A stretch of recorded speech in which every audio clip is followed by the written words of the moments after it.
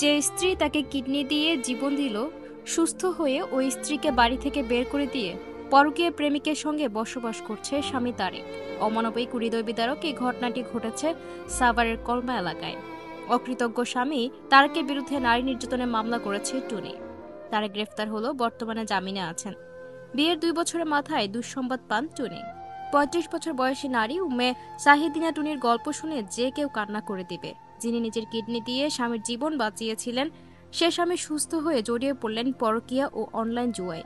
শুধু তাই নয়, স্ত্রীকে মারধর করে বাড়ি থেকে বের করে দিয়ে প্রেমিকার সঙ্গে বসবাস করছেন তিনি।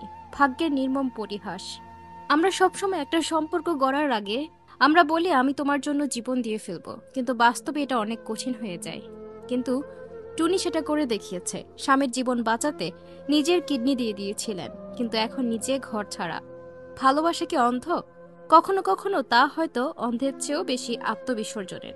এমনই এক হৃদয় বিদারক অথচ বাস্তব গল্প উঠে এসেছে সাভারের কলমা এলাকা থেকে, যেখানে 35 বছর বয়সী এক নারী উম্মে সাহিদিনী টুনি স্বামীর জীবন বাঁচাতে নিজের কিডনি দান করেছিলেন, কিন্তু সে স্বামী পরিণত হয়েছে তার জীবনের সবচেয়ে বড় বিশ্বাসঘাতকতায়।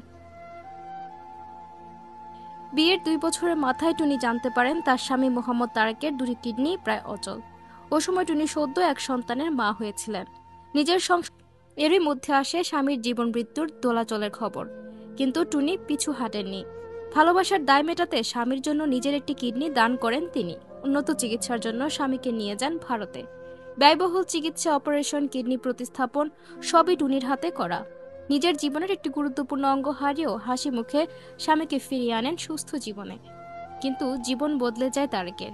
সুস্থ হওয়ার পর পরকীয়া সম্পর্কে জড়িয়ে পড়েন তিনি। শুরু হয় অনলাইন জুয়া, রাতে ফোনে ফিসফাস, আচরণের বদল। এক পর্যায়ে টুনিকে নির্যাতন শুরু করেন, যার পরিণতিতে তাকে মারধর করে ঘর ছাড়া করে দেওয়া হয়। বর্তমানে প্রেমিকার সঙ্গে বসবাস করছেন তারেক। টুনি বর্তমানে নারী নির্যাতনের মামলা করেছেন তার স্বামীর বিরুদ্ধে। পুলিশ তারেককে গ্রেফতার করলেও তিনি জামিনে মুক্ত রয়েছেন। এই ঘটনাটি শুধু একজন নারী নয়, বরং গোটা সমাজের বিবেককে প্রশ্নবিদ্ধ করে। ভালোবাসার চরম মূল্য চুকিয়ে কিডনি দেওয়া একজন নারীর স্থান কিভাবে হয় ঠাঁই নাড়া এক ঘর। অমানবিকতা আর আত্মপরতা, এই দুটি শব্দ যেন মোহাম্মদ তারেক নামক এক ব্যক্তির মধ্যে ধরা দেয়। আর টুনি, তিনি হয়ে আছেন আত্মত্যাগের প্রতীক, ভালোবাসার এক নীরব কাহিনী। উম্মে সাহিদিনা টুনি একজন মা, একজন স্ত্রী, একজন যোদ্ধা।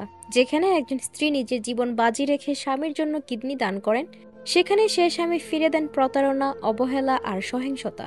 উম্মে সাহিদিনা টুনি ভালোবাসার নিদর্শন স্বরূপ নিজে একটি কিডনি দান করে দিয়েছিলেন স্বামীকে। ভেবেছিলেন এ ত্যাগ হবে ভালোবাসার বিশ্বাসের নতুন যাত্রা। একজন নারীর ত্যাগ আর ভালোবাসা কিভাবে এমনভাবে পদদলিত হতে পারে? একজন মানুষ কিভাবে এত অকৃতজ্ঞ, এতটা অমানুষ হতে পারে? এই কাহিনী শুধু উম্মে সাহিদিনা টুনির না, এটা হাজারো নারীর, যারা ভালোবেসে পায় শুধু অবহেলা, সহিংসতা আর বিশ্বাসঘাতকতা। এই ধরনের বিশ্বাসঘাতকতাকে কি করা উচিত বলে আপনাদের কাছে মনে হয়? কমেন্ট বক্সে জানিয়ে দিন।